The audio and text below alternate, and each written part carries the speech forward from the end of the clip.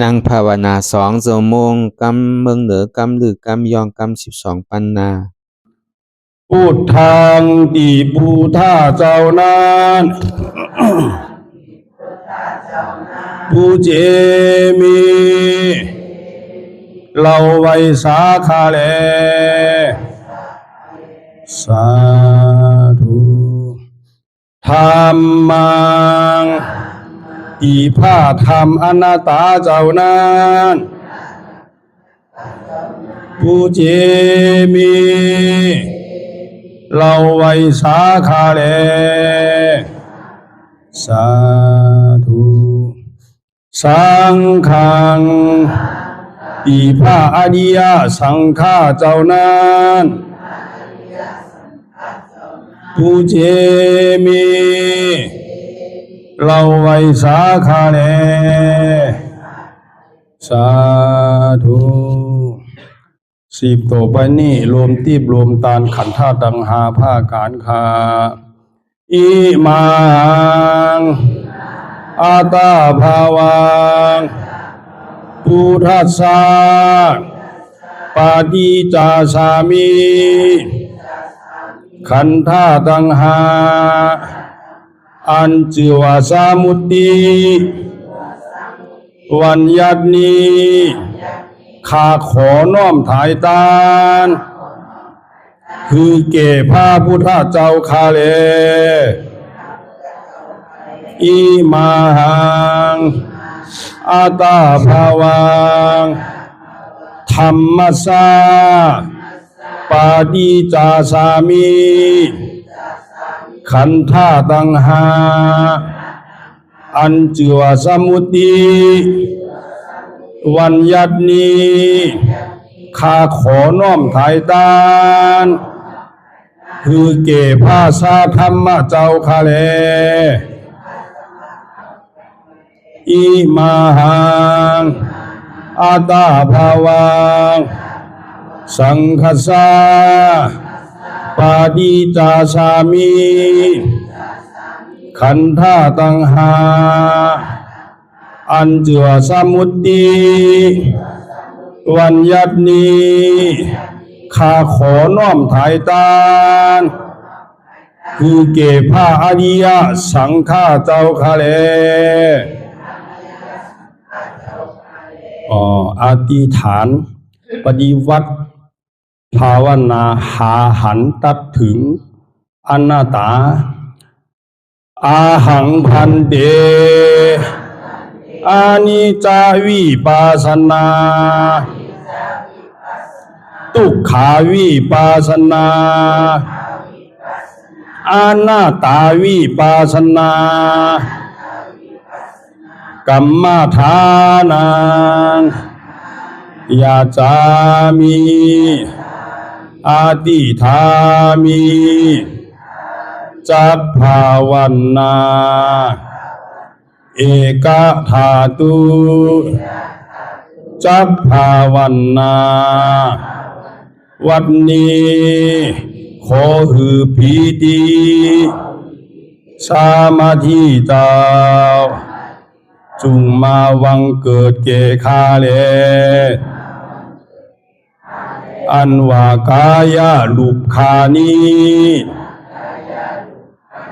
อันกว้างศอกยาววานาคืบนิ้วเต่ามีธาตุตั้งสี่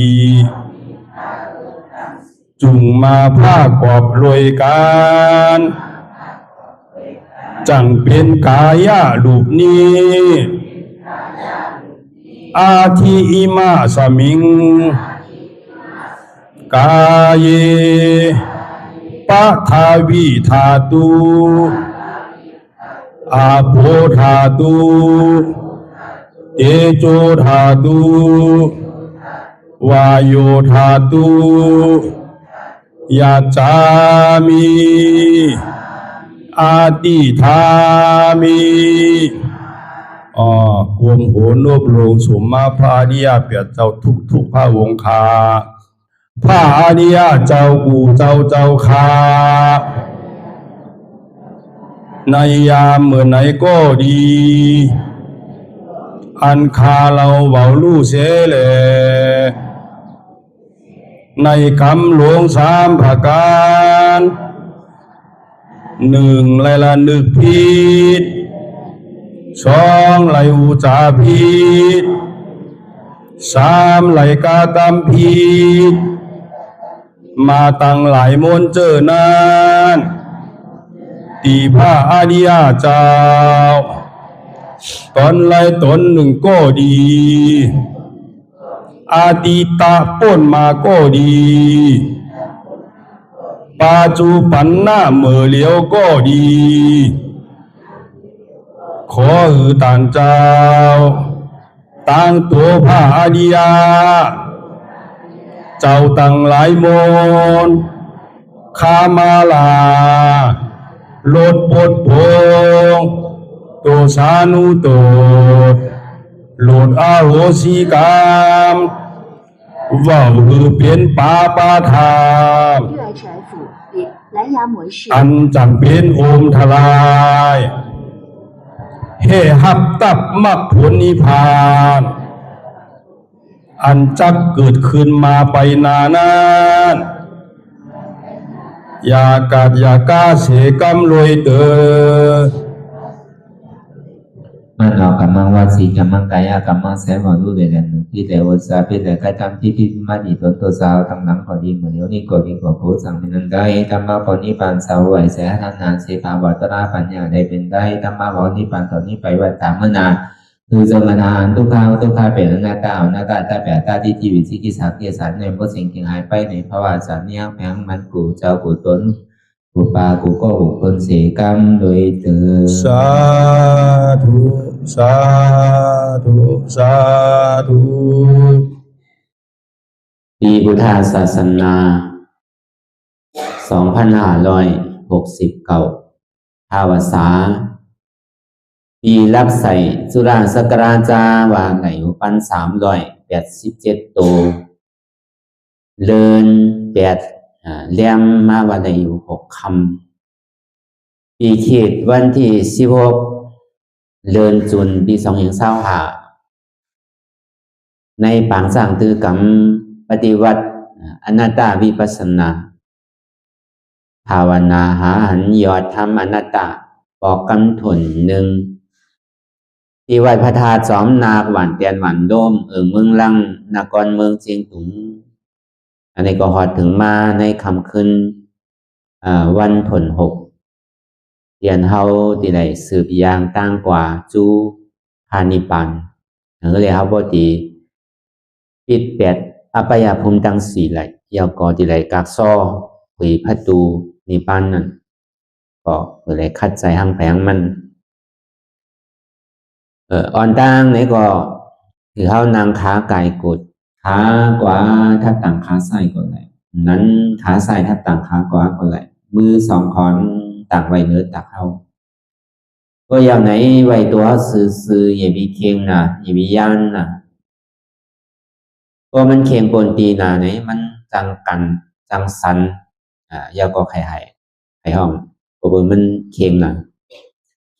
ก็ในพอย่านปนตีนาไหนมันสั่งเห็ดหรือเฮาเหงาเอานอนนั่นเป็นที่นาไม่กลางนั่นสองว่าอย่ามีเคียงปนตีอย่ามีย่านปนตีนั่นอันเคียงย่านปนตีเนี่ยมันเป็นปัญญาอันเคียงปนตีเนี่ยมันเป็นสติน้ำหนักเพราะมันย่านนาเนี่ยทำเป็นสมาธิน้ำหนักป้อมเคียงย่านนั่นเป็นปัญญาน้ำหนักสองว่าเพราะนางหลับตากว่าเยาเนี่ยก็อันไรที่มันเกิดขึ้นบ้านนั่นเขาเอาเป็นตลาดเลยใจปล่อยอยู่มันกว่าสิ่งนั้นใจอันเจอกอลีอันใครหันกอลีอันใครหันกอลีนั่นเขาดูเอาเป็นตารางมันตึงมาหาเฮากำเดียวเพราะเขานั่งของว่าเฮาอธิษฐานอยู่จังว่าอันไรเนี่ยมันเป็นตารางนี่มันมีหลวงพ่อเขาว่ามันนั่งก็เพราะเจ็บเอาอ่ะอันเจ็บนั่นน่ะมันเป็นตารางหลวงพ่อมานั่งไหนก็ใจก็ปิวอยู่ใจปิวนั่นก็มันก็เป็นตารางเป็นธรรมอันนั้นหมังปอกซ้ำใจก็ปิว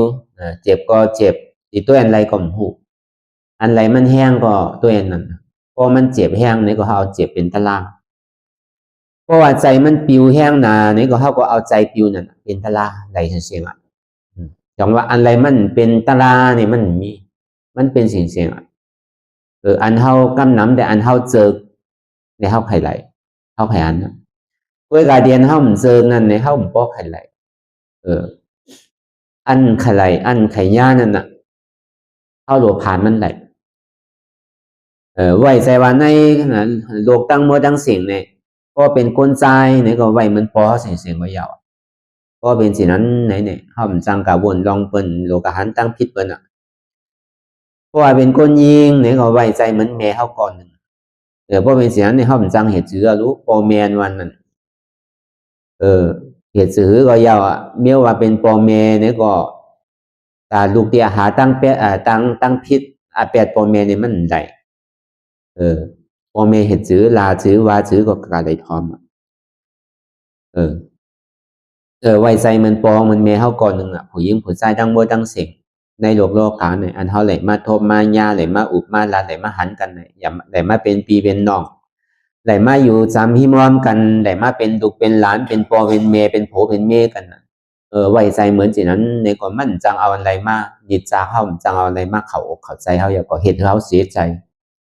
เฮ็ดให้เฮาสบายใจนั่นมันก็มีอันนี้ก็เป็นประการหนึ่งก็ในภาคการที่สองเนี่ยไว้ใจเหมือนหนังแผ่นดินเมืองว่ะด้วยหรอดินเมืองอันวันนั้นฝนตกใส่ก็เหี่ยวแดดส่องมากก็เหี่ยวผมนำไล่ใส่ก็เหี่ยวขี่ใส่เหี่ยวใส่ปล่อยอันบวยอันหางอันซาเนี่ยเพราะมันใจไหลในบนวืดแปลนโลไว้ใจเหมือนหนังแผ่นดินเมืองว่ะมันตอนป่องตอนลาตอนข้างปันไผว่ะเปิ้นขุดซื้อก็เติกเปิ้นเผาซื้อก็เติกเปิ้นเอาอันหมวยอันหางอันซานั่นถอกลงใส่ในแผ่นดินเมืองนี่ก็แผ่นดินเมืองนี่มันต้องปอกตอนดามตอนข้างนี่ไผบาหัวใจเฮานี่เฮาโดไว้ใจเหมือนสินั้นก็เพื่อเฮามาเฮ็ดการตลาดนี่ใจเฮาโดสะอาดอย่าบีมันมีอันมากของค้ำใจเฮาก็วันนั้นไหนหมังปอกนั่นพอเฮาติเฮ็ดตั้งลีเฮาก็สัมปันอยู่คนที่อันเฮาฮักเฮามักเฮาเสือกอยู่ที่ไกลก็ดีเหตุการณ์อยู่เมื่อบ้านเปิ้นเมืองเปิ้นก็ดีคือเขาเขินใหญ่ไม้สูงคือเขาเฮ็ดหาการก็เฮ็ดง่ายหาง่ายเนี่ยคือได้เงินให้และทำง่ายเนี่ยคือได้อยู่กับตัดเย็นๆเนี่ยเพื่อกับคนที่อันเฮาบ่เสือกในแต่เฮาตึงคุกใส่ไหลเฮาตึงให้ปันตีเตะเนี่ยมันโดตัวตีสูงตีแต้มนั่นน่ะมันโดตัวก็เปิดใจเมตตาอันวันนั้นเปิ้นให้ก็ยาวเปิ้นลีก็ยาวเฮาหลวมีเมตตาเพลงว่ะเพิ่นเฮามันจึงนี่เป็นเมตตาว่ะอันนี้ก็เป็นลายอันนึงดีเหตุเฮานั่นใจมันกัดเย็นกว่าก็วันนั้นมังพอเฮามานั่งตะลายาวนี่ใจมันปิ้วกว่าใจก็มันยิ้มเพราะเป็นสินั้นไหนลายมันนั่นเฮาดูหมอทรงเมตตาโกนเฮานี่มันเหมือนกันเนาะมังกรนี่มันเป็นต่อสาสลิกนั่นอาจารย์ต่อสาเนี่ยมันมีน่ะเป็นก้นขี่ใจลำใจกำพอหันสังเมียนมานี่ก็เยือนอะไรหมดอะไรก็เป็นสินั้นไหนเนี่ยเฮาหลวงหมอทรงเมตตาว่ะอันเฮามันเจิกเหลือเพิ่นนั่นเฮาหลวงปันวันตั้งกวนเดียนเฮามันเจิกกวนเฮานี่เกิดมันก็มันมีเจิกเนี่ยมันมีเจิกมันเหมือนกันเสียงเพราะเมื่อไรเลยเฮามันเป็นพระพุทธเจ้าเตอเฮาไปเป็นพระอรหันต์เขาเตอนั่นเข้าไปเป็นอริยาเตอนั้นไหนก่อนมันก็ตึงมีลองหักลองเจิกอันมันเป็นทุ่งจำมันกล้วยกาเพราะห้อมผึกไว้ในเกาะก็เบื่อห้อมลาดอกซบรู้เฮาก็วนในใจเฮาเกินเฮาในใจเฮาปันเกินรู้กูโสตั้งลีเตียนเฮาแหละมาจ้างตื้อกรรมดาราไหนคือสู้ไหลส่วนดีส่วนเป็นเหมือนกันคือสู้ไหลกัดเย็นเพราะเป็นสิ่งนั้นไหนเฮามานังตะลานี่ก็ทัดตะลาขึ้นไว้พอเบอร์สังไหนมันมีอย่างมากของค้ำใจเฮาอย่างดูอันเตียนเฮาไข่หันอันเฮาไข่ต้วยอันเฮาไข่ยินอันเฮาไข่ยูซ้ำนั่นเฮายังหมอปันไหลอันวันนั้นกัดเย็นหรืออันในก็มีอย่างทางจองว่าหวานเมืองเนี่ยมันก็อยู่ห่างมันก็กัดเย็นห่างมันก็เปิดว่าโกนเคอหนึ่งเนี่ยมันแมนกันเลยมันจะดีสุกสับในหวานเมืองเนี่ยก็เปิดโกนเนี่ยมันสุกสับมันใจว่าหวานเมืองสุกสับก็เบอร์สินั้นไหนก็อันไหนก็เป็นไล่แก่อันนึงมันตีเหตุคือทัดตารางนั่นน่ะขึ้นไว้เฮาเฮ็ดอันไรเนี่ยก็มันตีถึงตั้งแหละอันนี้ก็เป็นอันดีอันนึงอันเฮาถูกที่เอามาใส่ในการปฏิวัติเฮา ก็ไปสังศีลนันว่าเนี่ยมันตีเหตุให้เฮาโตใสใจใสเฮาโดดได้ทิ้งใจทิ้งศพทิ้งโตอันในห้องเป็นศีลก็ในสมาธิอันวันนั้นเฮามานั่งกัดเย็นนึงตรงข่ายลายเปิดตามื่นตามมองขิงมองข้าวมองยามนั่นอันนั้นมันตีเหตุให้เฮาโตก่อนหนิมใจก่อนหนิมมันเหมือนหนังหนองหอยนึงอ่ะศีลเนี่ยมันตีเหตุหนองหอยนั่นนำเมนั่นน่ะมันใสกว่าเสียงสมาธิเนี่ยมันตีให้หันว่าปลามีหลายตัวมีสังฟองในน้ำนั่นมันหันอย่างนี้ก็ในวิปัสสนาในมันจำเป็นญาณนะมันมีในนั้นเท่าไข่ไหลอันไรเนี่ยก็เข้าเมื่อเอาง่ายมันหูไหลง่ายมันหยาบไหลง่ายมันเอามาไหลง่ายก็ปึงอิงเด้อศีลศีระเหตุถึงมันใสนำใสไปมันขุนปึงอิงเหลือเสสมาธิเหตุถึงมันนิ่มใบมันสันค่อนปัญญานั่นมันเป็นเคืองตาดีเอามากมันเป็นเคืองตาดีผาซับตัดแปดอันเตียนเฮาหันเจียงเลี้ยงจองว่าในเสียนตั้งอาริยมรรคแปดเปิงเนี่ยแปดภาคการเนี่ยจองว่าปัญญาศีลสมาธิอันนี้มันเป็นลอกลายเป็นเปิงอันถูกที่เฮ็ดได้ง่ายหลมนั่นก็เพราะสินั้นในแหล่นี่ก็เฮาก็ปอกขึ้นมาตัวตั้งแต่ตัวเฮาถึงตีนถึงโหเนี่ยมีอะไรพองดีว่าเป็นของเฮามีเฮาวันนั้นตัวเฮาวันนั้นจองไม่เป็นของเฮาเตะเพราะมันเป็นของเฮาเตะเนี่ยเฮาโหลดสั่งไหลกูเจอกูลองกู300,000เปิงเนี่ยเฮาโหลดสั่งมันได้ก็เปิงมันสั่งไหลล่าเนี่ยแหละมันจึงดีว่ามันใจตัวของเฮามันเป็นอนัตตาก็ในพอมันมาลองใส่ไหนก็เหมือนกันอ่ะใส่เดียมันโพงปิววนกว่ากาวากาเป็นวนตึกวนเหลือเป็นเลิงเป็นเล่างุนงิดอยู่หยาบขึ้นขันขานใจจ่าแจมวนตั้งหลังของตั้งบ่ยาวก่อมบนเจนจ่าสังจังว่าใจเดียมันเกิดขึ้นมาเมื่อเหลียวในก็เอาเป็นตะลาไหลน้ำเดียวก็ไปสังไหนเฮาดีกว่าเฮฮับตาว่าใจอย่าไปวนว่าอะไรมันเป็นทุ่งจามเป็นธรรมราของใจอ่ะมันตึงกว่าที่ตีกับใจอันวันน่ะคือมันอยู่นิ่มเหมือนหนังบางหินเนี่ยมันเป็นไหลกวยกามันวนสื่อไหนก็หือหวานตั้งจอมใจเนี่ยมันเป็นใจมันวนกว่าตั้งหลังไหนก็เมื่อเหลียวเนี่ยมันตึกวนตั้งหลังอยู่นู้นไหนสังว่ามันวนลองกว่าตั้งหนาไหนก็เมื่อเหลียวเนี่ยมันตึกวนลองตั้งไหนอยู่ไหนสังว่ามันวนเจนจ้าสังเมื่อเหลียวเนี่ยเจนจ้าสังวนสังนู้นไหนสังว่ามันวนกว่ากาวากาเป็นใจเนี่ยก็วนกับกาวากาเป็นนู้นไหนก็ในเฮาซ้ำเอาปัญญาเฮานั่นน่ะหรือพิจารณาวนทัดสังตัวดีว่าตั้งหลังปนมาในกำน้ำในเฮาเอามาวนเป็นตุขะเสตาอันมันกำน้ำในเฮาลองตั้งหลังลองอันสบายใจลองอันพอใจลองอันมันถูกใจนั่นเอามาเจนจาพอมาเจนจาวนทัดสังตัวดีเนี่ยตั้งหลังว่ามันยาวมันเดี๋ยวเอาขึ้นไหลความใจก็เพราะนั้นอันนี้มันมีตีในพุทธพจน์เนี่ยพุทธวาจาเนี่ยพระพุทธเจ้าเฮานั้นบาไว้ที่เจ้าอนันตาถามไว้สาถึงบุญคำพุทธะพระเป็นเจ้าเฮาขานี่ว่าสังว่าโกนเฮาในนี่ว่าอย่าพี่คือมียอกการน้ำคืออาศักยินยาวคือมีหวานมีแห้งดีไหนอะไรเหตุซื้อขาพระพุทธเจ้าเฮานี่ว่าพุทธเจ้าว่า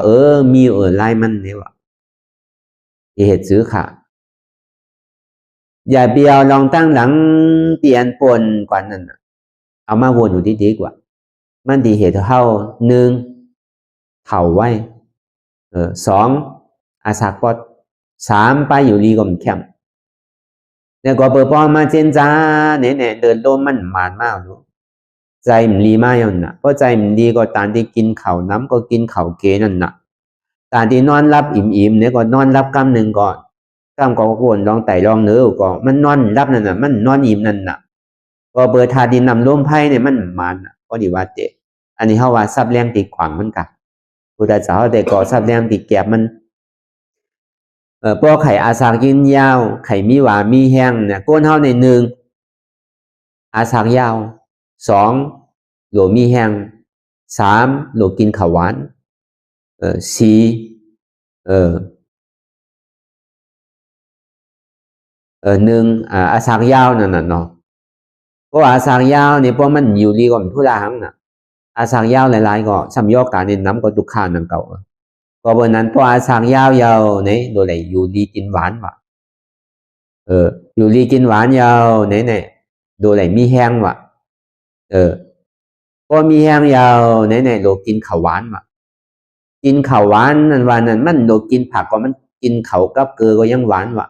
ก็เป็นสิ่งนั้นไหนหนึ่งอาสาก็ยาวว่ะสองมีแห้งว่ะสามโยกาตั้งเจ็บตั้งใหม่ตั้งไข่ก็มีว่ะอันนี้เป็นตัวพระพุทธเจ้าเขาพอเทศนาปัญจอนันตาคำเดียวอย่ามีกลุ่มกาวนว่ะตั้งหลังนั้นตั้งหน้าก็เหมือนกันว่ะตั้งหลังนี่มันวนกว่าในมันมีอาโซสังไหนว่ากำน้ำนี่เขากับวนลองอากุศลเนี่ยนะลองต้านนะอันเท่าวนดีมากเลยสังเป็นคำว่าอากุโสนั่นอากุสรานั่น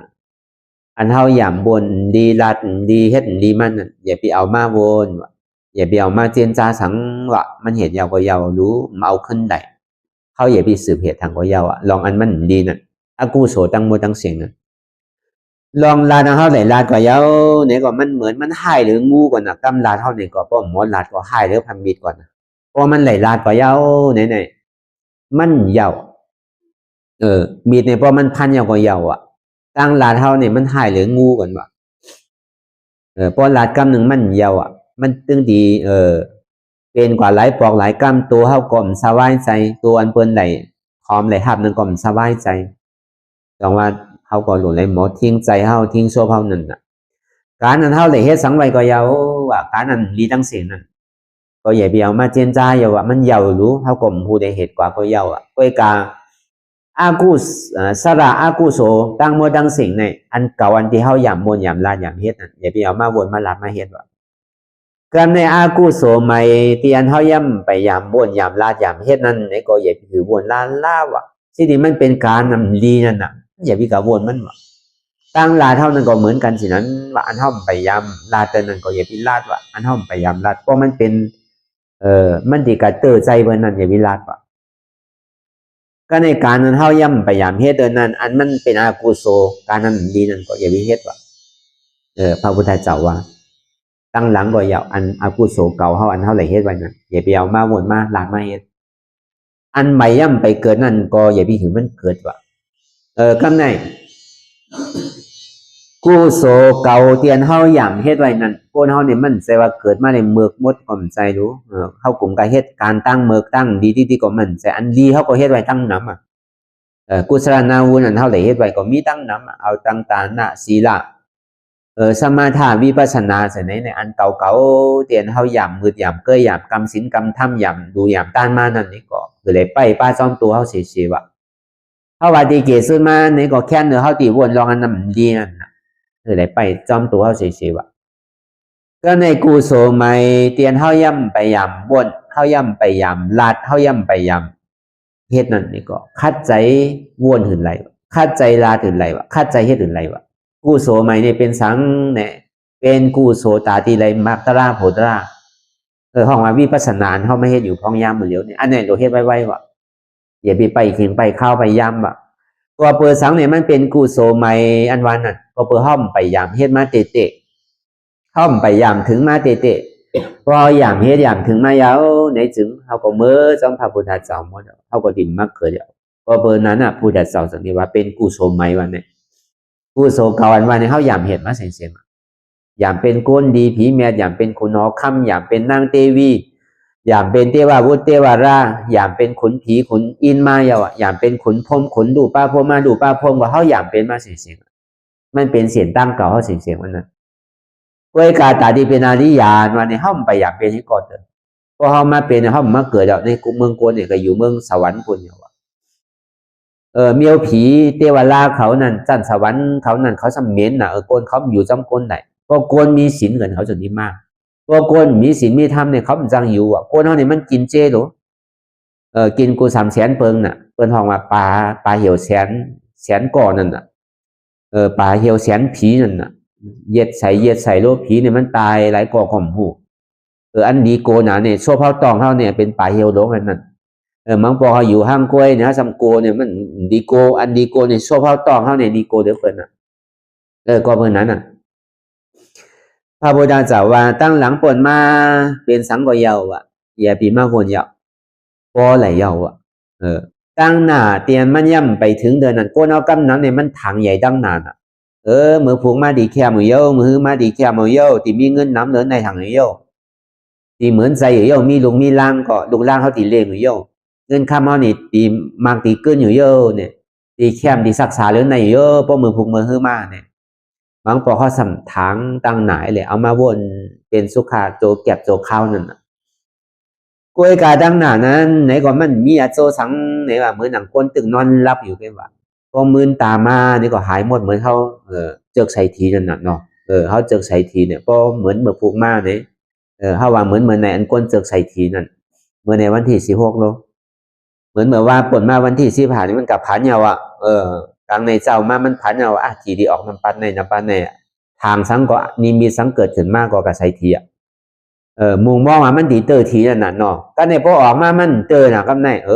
เสียใจทางเราอ่ะตู้ขาใจทางเราเป็นสิ่งนั้นก็เท่าว่าสองว่าลองตั้งหนานานเนี่ยเท่ากับวนก็มันมีอธิเปสังว่าคือเขาตื่นอยู่กับปัจจุบันว่าเขาเหตุการณ์อะไรเนี่ยก็เขาเข้าใจการนั้นว่าอย่ามีกังวลตั้งหลังตั้งหนาว่ะก็เป็นสิ่งนั้นในหนึ่งอาสากยาวว่ะสองมีแห้งว่ะสามกินข้าวหวานว่ะ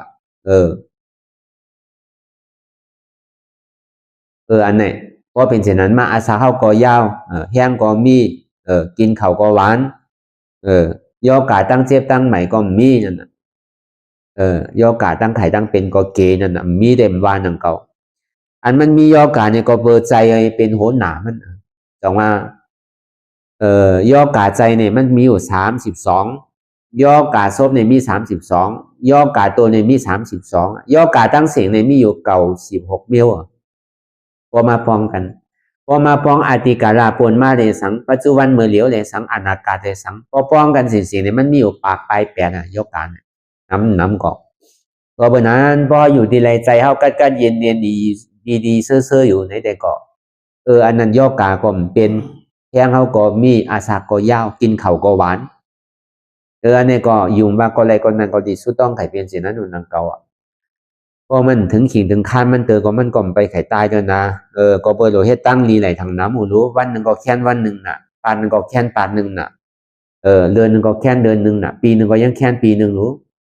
เพราะมันอยู่เลยยังตึงมีการมีขันอยู่ก็ถูกดีอยู่เพราะอยู่เลยมันมีการมีขันในโดดตายไว้เพราะอยู่เฮ็ดอากุโสที่ก็มันโดดตายไว้อ่ะเพราะมันใจอากุโสมันดินน้ำรู้ก็เพราะฉะนั้นในอันติวามาลองตาลาลองตัวลองใส่นั่นลองเจ็บลองเวทนานั่นนี่ก็ใครคือผู้ดีกว่าที่มามั่นใจว่าเขาลาลีเอามาลัดใจพระพุทธเจ้าเขาก็พ่อไว้นังเก่าก็ให้อาสางยาวให้มีแห้งกินข้าวหวานมียอกานั่นในสีเมียวเนี่ยโดยเหตุเหมือนวามันเนี่ยแบบเหมือนเอามาเหตุการณ์ตาลาเนี่ยก็เหมือนกันสินั้นน่ะใจอันวันกำบวนตั้งหลังเนี่ยกำบองตั้งไหนกำก็ยาวบนสังไงเพราะเขาหวานตั้นจอมใจในสึงเมื่อเหลือเนี่ยมันตึกวนลองตั้งหลังรู้มีอาโซพรยีสังนี่ก็เขาก็ตันดีวนน้ำก็วนเกกว่าวนได้ก็มันบ้านไหนก็การตันดีวนเกก็มันวนแปดเจนจ้าแปดก็ยังศักษานั่นแหละเพราะหัวมันดีกว่าถูกดีวนนั่นแหละเนาะตั้งหนานั่นก็เหมือนกันน่ะถูกดีวนน้ำก็วนเกถูกดีวนเกก็มันก็วนแปด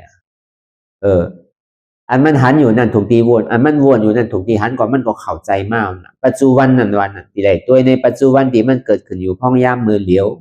เมื่อเขามานางตาลาเนี่ยก็คือเขาคุกใจไหลตาลาอันมันเกิดขึ้นพ้องย่ามมือเหลียวเนี่ยมันเป็นสื่อตัวเข้าใจเข้าวันนั้นคือผู้หันตั้นจอมตีใจมันเป็นอยู่อันนี้เป็นห้องมาเป็นตาลามันใจว่าเข้าตัวใจลายๆแค่แต่มันใจตาลามันใจอันเข้าตัวใจในคนมันก็เป็นตาลาอันไรมันเป็นตะลานว่าเนี่ยมันมีเพราะเขาหมอเอามาใส่ก็ในสามารถลองเปียวลองโมนลองเสื้อนั่นก็เหมือนกันนังเก่าเปียวหลอกลายแต่ก็ที่ว่ามันอยู่เสียอยู่ไหนตลอดเวลานะเนี่ยก็ซ้ำใจดูก็เพราะมันมากกว่าอันเปียวโมนเสื้อนั่นตุกขาเนี่ยเพราะมันมากอย่างกว่ามันอยู่เต้ๆเลยตุกขาในสุขานั่นเขาดีกับที่จับกับอันสุขาหรือมันมาอยู่เสียมันก็เป็นไรมันปองอันก้นเฮตนาลาเนเตเนี่ยนางเจ็บก็เพราะมีก็มีนะไข่มันมาไวๆมันก็สำนานมาหนังเก่าเพราะปัญญาเฮตนาลา บางบอกว่ามันหนังไหนมันพอเจ็บเอาน่ะก็ไข่อยู่นิ้มอยู่เสื้ออยู่เศร้าไหลเอาน่ะที่ไหนก็จังมีกำหนังเนี่ยมันเจ็บนั่นน่ะพอเป็นสิ่งนั้นมาเนี่ยอันตุคาแต่ก็มันอยู่ไหลเตะอย่าพี่กับโกมันกำพยามันดีกว่าสุขานั่นเนี่ยก็มันอยู่ทาวารามันกึ้มไหลเตะอย่าพี่เนี่ยโจมเตอกำพยามันดีกว่าเหมือนกันน่ะมันเป็นแขกเข้าแค่นั้นเพราะมันมากกว่ามือขึ้นน่ะเขาอย่าพี่กับสนใจมันก็เบอร์นั้นไหนในคำขึ้นวันเมื่อไหนก็เข้าก็จังทีแหละเอาลองพระพุทธเจ้าเข้าไหลพอธรรมเทศนามากับกายเลยลองอันเข้าไหลมาเปิดอนัตตาเข้าไหลเอาเปิงอนัตตาวิปัสสนาเนี่ยไหลมาเฮ็ดเป็นการตะล่ากว่าก็เปิงอนัตตานั้นมันเป็นเปิงของพระพุทธเจ้าเข้าเฮ็ดไว้ตั้งแต่ก่อนเฮ็ดไว้ตั้งแต่เมื่อไรอันวันนั้นเมื่อเลือนเมื่อพระพุทธเจ้าเฮาได้ตรัสรู้เป็นสัมมาสัมพุทธเจ้านั้นในข่าวต่าง3เดือนเนี่ยสวยวิมุตติเขาพระสัมมาวาอยู่เฉยๆก็เพิ่มไปฮอตราปันติไหลเตอก็เพิ่มเมื่อเดือน7มนนั้นพระพุทธเจ้าเฮาได้ตรัสรู้เป็นสัมมาสัมพุทธเจ้าเยาในก่อนในข่าวต่าง3เดือนเนี่ยไปกับฮอตราติไหลเตอมันเจ้าจังนี้มาวนคนตัวดีๆว่าตราเนี่ยมันลื่นลำกำพีนะเนี่ยว่าอันตาเกาดีห้อนี่ก็พ่อเย้าเนี่ยว่าก้นดีเข้าใจนี่ยับอ่ะตาลาเนี่ยเพราะว่ามันวนคุกใจไหลสินะเย้าจึงเนี่ยมหาพรหมเนี่ยไหลหูใจพระพุทธเจ้าเขาก็บินมากโจเลียดเมื่อวันกำเดียวก็มาอยู่2นะพระราเป็นเจ้าเขากำเดียวมาต้องปันนะต้องปันไหวสาถึงพระพุทธเจ้าเขาขาอย่าปีว่าจินั้นค่ะเจ้าเฮาได้สร้างแถมบารมีมาในข้าวตั้งเสียสังขายไปแสนกำผ่านเนี่ยมันใจว่าปุณตาเจ้าเฮาก็เรียวรู้ว่าก็เบอร์เจ้าเฮาในใครชอดเอาสัตวาตั้งโมตั้งเซ็งออกปวนมนดอนในขอกตายขอกเกิดในออกข้าหลงสีเมียเลยเจ้าเฮาจากนี้มีลองตั้งยังงานสิไหนเนี่ยว่าแก้นต่อเจ้าเฮาเลยหับนิมันตละของขาตากายกำเนี่ยว่ากวนเอาในเนี่ยก็มังกรเนี่ยผลมันเข่าตาเนี่ยมันใจว่าเข่าน้ำว่าพอสุกกำหนึ่งก็หันอยู่หนังเก่าว่ะพวกเราเนี่ยก็เหมือนกันว่ะมังก็มีปียาวว่ะใจว่าหนวกหนากูก็ว่ะสังว่าจะเขากะข้อปันปูนตาก้น100,000ไหนเด้สังว่าก้นนั่นปองใจกว่า1ก็เป็นน้ำแม่เอาว่ะในแสนก่อนนั่นใจว่าคือปองใจกว่าตั้ง100,000ก่อนใจเป็นน้ำแม่เจ้าเขาเนี่ยว่ะอันนี้มันเป็นทุ่งจางของพระพุทธเจ้ากูสูว่ะเพราะว่าไหลตรัสรู้เป็นสัมมาสัมพุทธามาเนี่ยตึงที่ไหลวนสิไหนวะก็เป็นสิ่งนั้นมายาวพระพุทธเจ้าเขาจึงนี้มาวนตัวลีว่าตาลาเนี่ยที่ไหลเฮ็ดสือที่ไหลสอนนั่นแล้วตั้งเป็นสิ่งที่เข้าใจจึงนี้มาวนหลอกโวนั่นน่ะดอกโวสีหลอกนั่นหลอกโวอันหนึ่งนั่นมันจูไว้พอถึงวันเมื่อฝึกมาเนี่ยเพราะว่าสายแหลมมันถองมายาวนี่ก็มันติดกีว่ะก้อนนั้นมังกรนั้นมันมีปิ่งยาอยู่ว่าสังว่าฮอตาลาห้องเหงามันกำก็นี่ก็มันก็จังไหลตาลาว่ะอันนี้อันหนึ่งว่ะก็ใน2มาเนี่ยดอกบัวหนึ่งนั้นมันกาหาติพูดออกมาเหนือนำแค่เพราะมือฟุกมือฮื้อมามันพูดมาอันนั้นก็จังกีอยู่แบบว่ามาเตอร์ใส่สายเหลียดนี่ก็ดอกบัวเนี่ยมันจังกีออกมาอยู่หนังเก่าสังว่ามันเกิดมาตีรวมตีหวยตีหางตีจาก็เหมือนกันอยู่มันเกิดมาที่อันดีเสตานี่ก็เพราะว่ามันไหลพูดออกมาเหนือนำเนียวก่อมันไหลมาหาบผู้ทองญาเสียงแหลดเป็นห้องว่าทอมเสียงถ้ำพระพุทธเจ้าเฮาก็มันจังกีอยู่หลอกวัวถน2นานเนี่ยทอมตะลาต่อถึงพ่อสุดว่ะมันจะดีไหลตะลาว่ะมังกรนี่มันถอมกำหนึ่งก็ไหลตะลากำเลียวมันโดดถอมน้ำสังก้นมังเจ้ามังป้านี่เขามีปียารู้ตัวหนังเหมือนหนังเจ้าปาหิยานั่น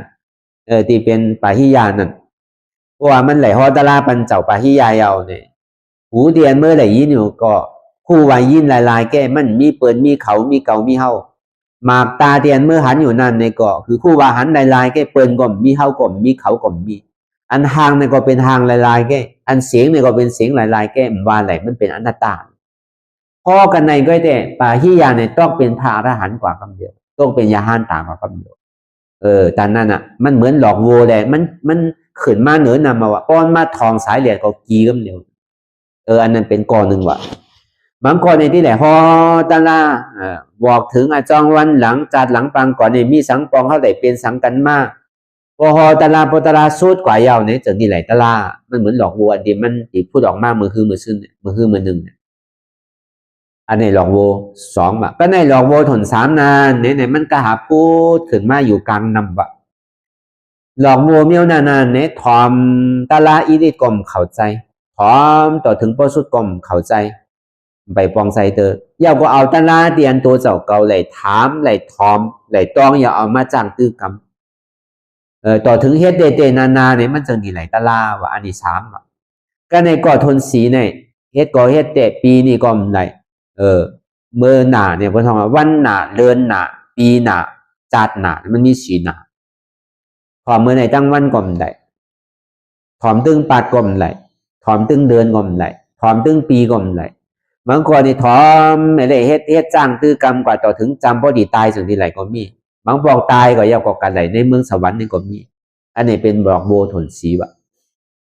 พระพุทธเจ้าเฮามาวนตัวสินะยาวในจึงเกาดีกาฮอตะลาไปปันไผอ่อนตั้งจึงคุกใจไหลอันฉลามันนั่นน่ะเหมือนมันตึกออกเถินนั่นมันก็หายาเซเนี่ยหาเจ้าฤาษีอารารายาเซและอุตตายาเซมันจะนี่คุกใจไหลอารารายาเซมายาวในจึง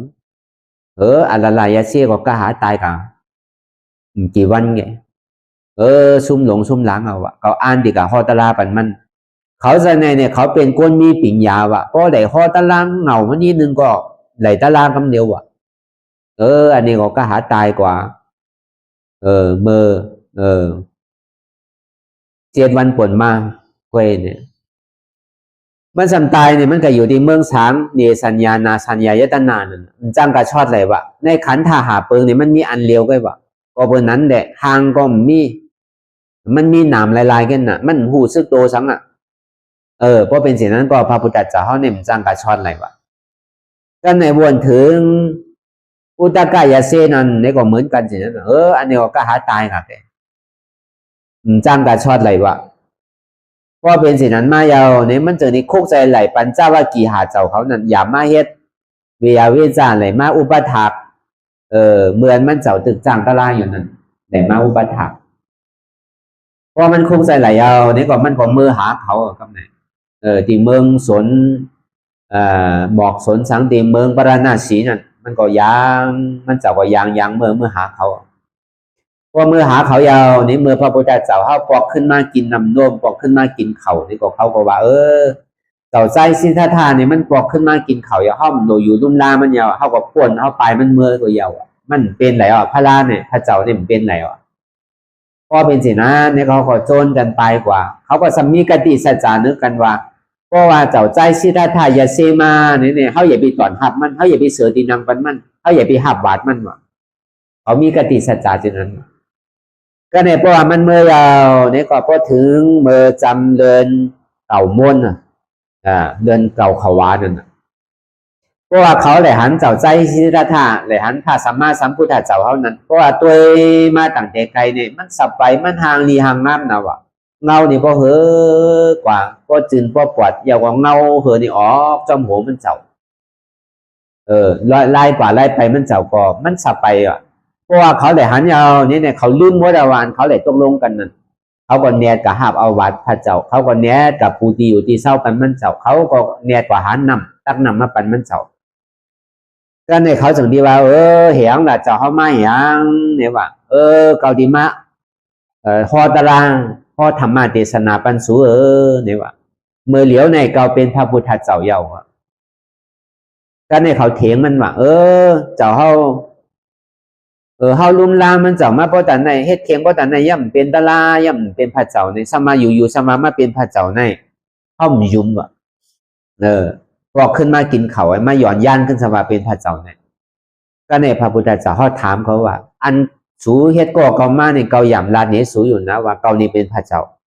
หยามลาดว่ะอันนี้เกาลาดพอสุไข่ทอมตะลาก็เรื่องตั้งหลังเนี่ยเอาไว้กำหนึ่งก่อนเนี่ยว่าพอสุไข่ทอมตะลาก็เกาที่ห่อปันสูเนี่ยพอถึงกลางค่ำกลางคืนมาเหมือนเฮานางตะลาสิเนี่ยปัญจวัคคีย์หาเจ้านี่ก็แวดล้อมพระพุทธเจ้าเฮาไว้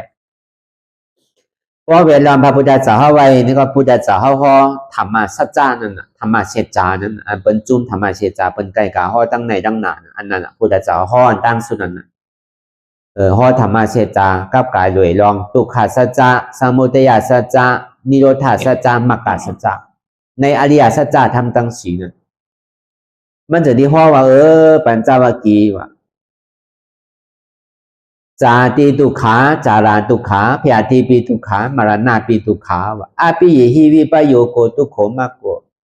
อภิเยหิวิปโยโกทุกโขมากโกอภิเยหิสัมปโยโกทุกโขมากโกกามตัณหารูปตัณหาอรูปตัณหา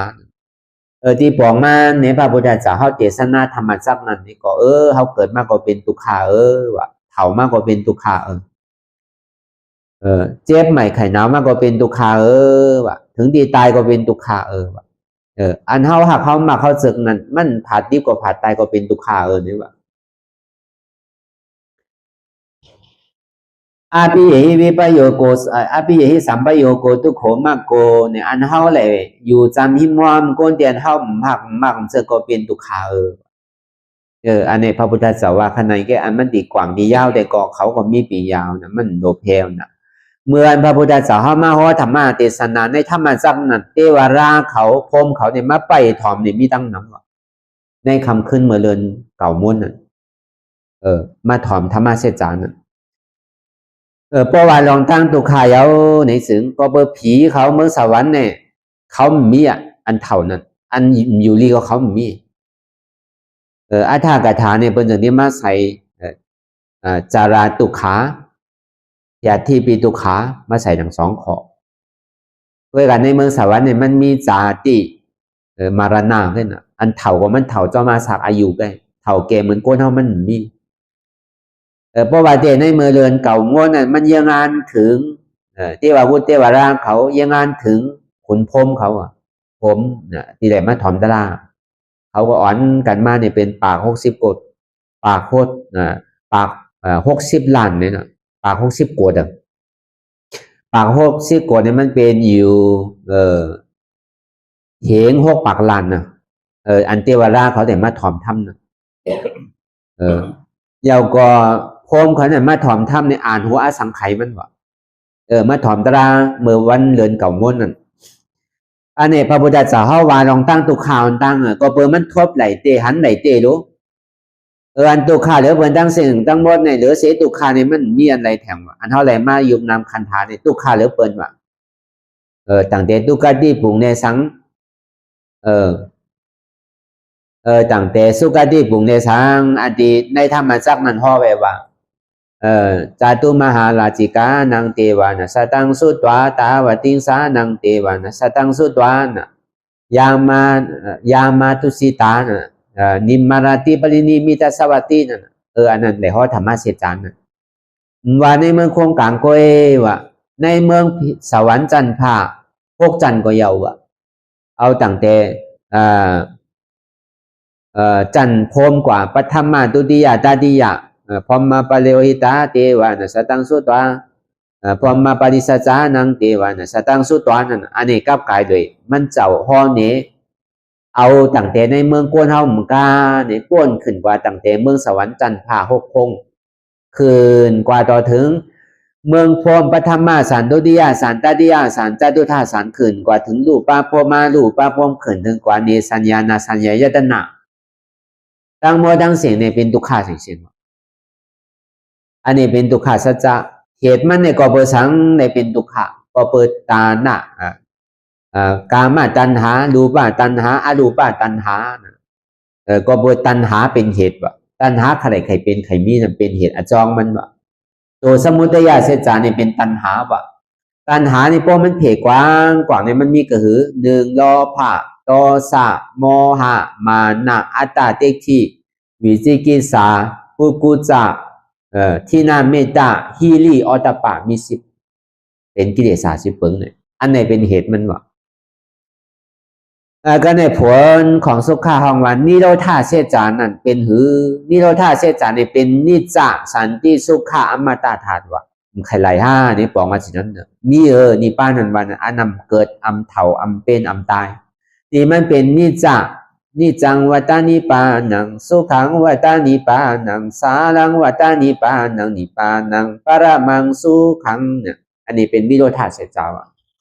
นี่ขลายห้าเนี่ยว่าขลายโยเนี่ยก็ขลายก็ยางจ้อมในเสียนตั้งอริยมรรคแปดเปิง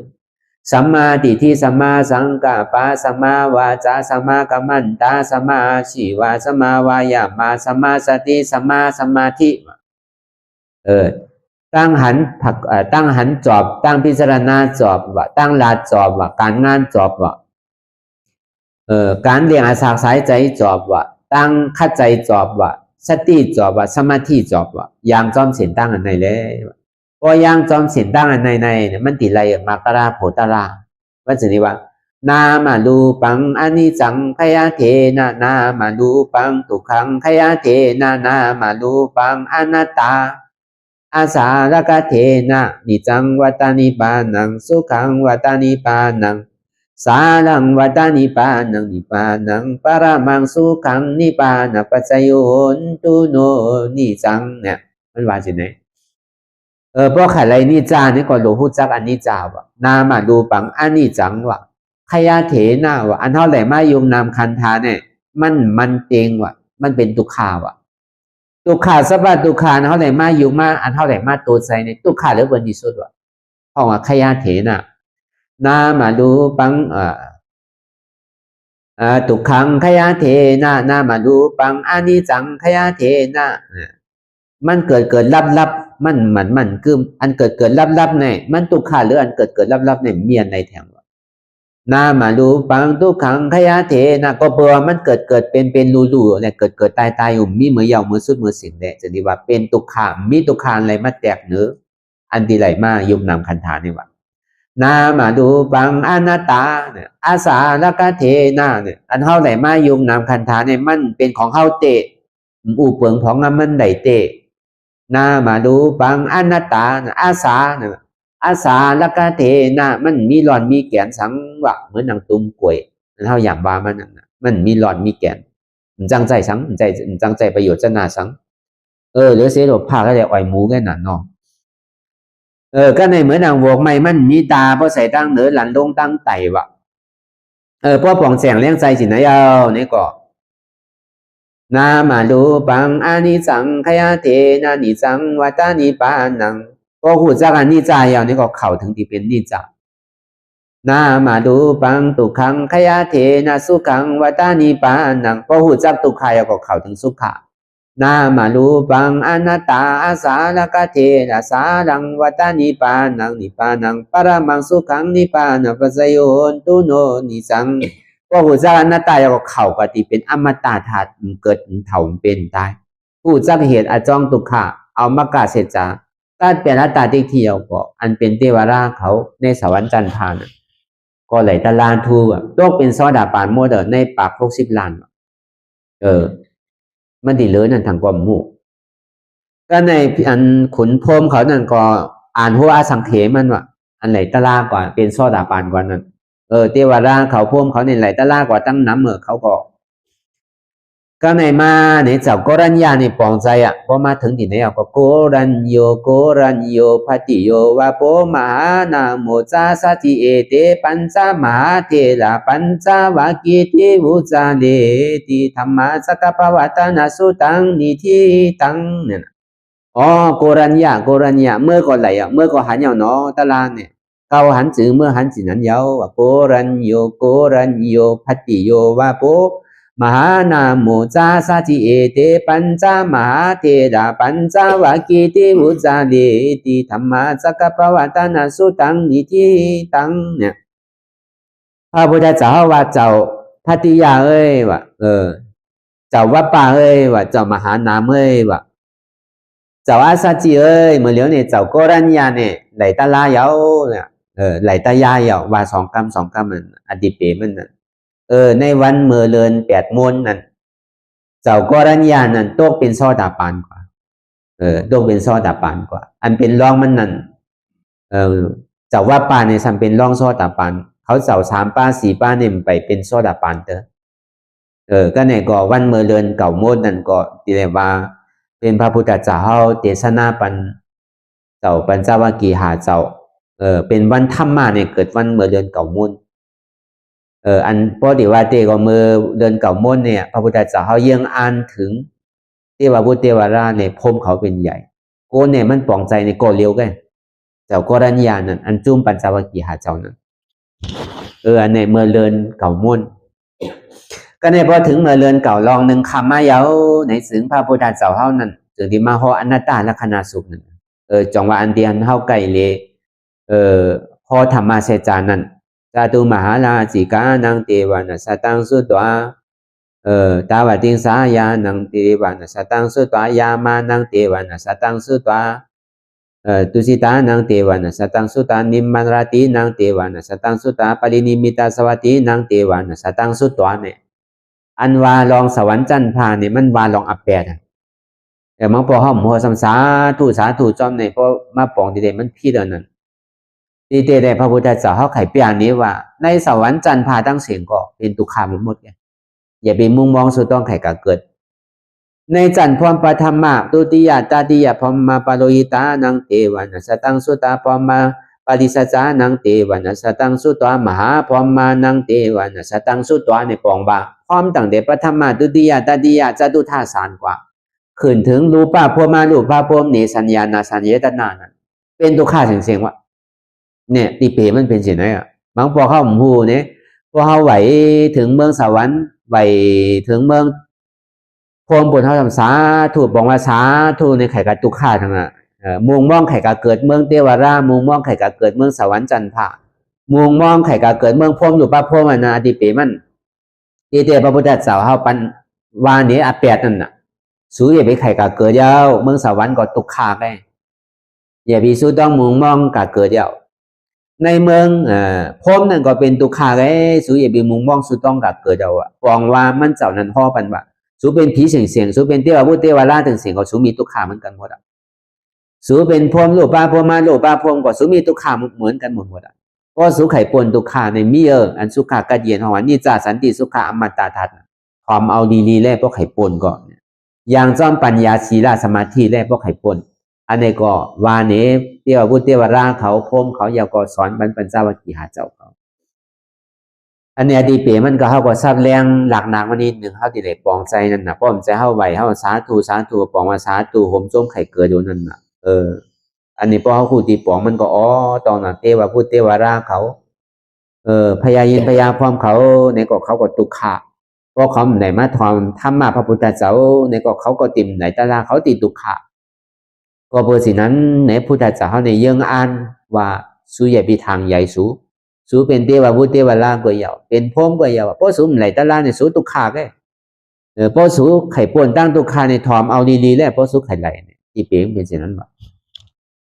ก็สำเยื่องอ่านถึงปัญจวัคคีย์หาเจ้านะก็เพราะเขาไหลสมถะเขาได้ตาดีกับเป็นพรหมเนี่ยเขาเป็นอะไรกวยกาพระพุทธเจ้าว่าอย่าไปเสียลายว่าเป็นพรหมก็สุติตุกขาแค่ก็สุไข่ปวนอันเกาหามากลาติกนาเกาหูมาเขาได้สั่งแถมปรามีมาในข้าวตังเสียสังขายไปแสนมหากับเนี่ยมันเต็มเหี่ยวถึงที่มันเต็มเอาเกาสักสำไหนมาจ้างตุขาจริยานั้น6 ปีย่อม2 เดือนเนี่ยเกาไหลเกาเป็นสัมมาสัมพุทธายก็สุไข่ทอมเอากำเกาเนี่ยก็ทอมเอาลีๆแล้วสุพวกไข่ปวนปองว่าจิตนั้นพวกปองความใจเฮาก็เนี่ยพอถึงมาเมื่อเรือนเก่าลองหนึ่งคำนั้นมันเจ้าสิ่งนี้มาฮออนัตตาและขนาดสุขก็เปิดนั้นเนี่ยคือเขาโปหูปืนก็เปิดเขาเมื่อฮอตลาติไรเนี่ยก็เพราะว่าจำตีสุดหักขึ้นเนี่ยก็เขาก็ที่เด็กฮอนั่นในอนัตตาและขนาดสุขนั่นก็มันเป็นสิ่งนั้นในเขาติ่มปองหูนั่นอนัตตาเขาจะได้มากกว่าหมยำยิ้มยำหูเสปอกเลยมายิ้มปี2 ปี 2-3 ปีในแก่มีเต็มกลมหูสากเสมันมีติไรเขาก็จังทางเถิกพอมันถามเขามาเขาที่เด็กเกอะไรอนัตตาเนี่ยมันเปลี่ยนเปิงของอนัตตาลักษณะสุดมันเจ้าฮอเมื่อเรือนเก่าลองหนึ่งคำต่อถึงเรือนเก่าลองหาคำฮอทัดกันหาวันเนาะเหลือเสถ้ำกูเจอกูลองเนี่ยฮอทัดกันหาวันก็เปิดมันเป็นถ้ำปรมัตถ์มันเป็นถ้ำอันลึกล้ำคำผีมันถูกตีฮอก็เปิดมันมีหลงตังเยืองอันว่าเจ้ายะเจ้าปัญจวัคคีย์หาเจ้าเนี่ยที่ไหนฮอปันเขาหาวันก่อนเขาจึงนี้ตัวเป็นพระอรหันต์ทั้งหมดได้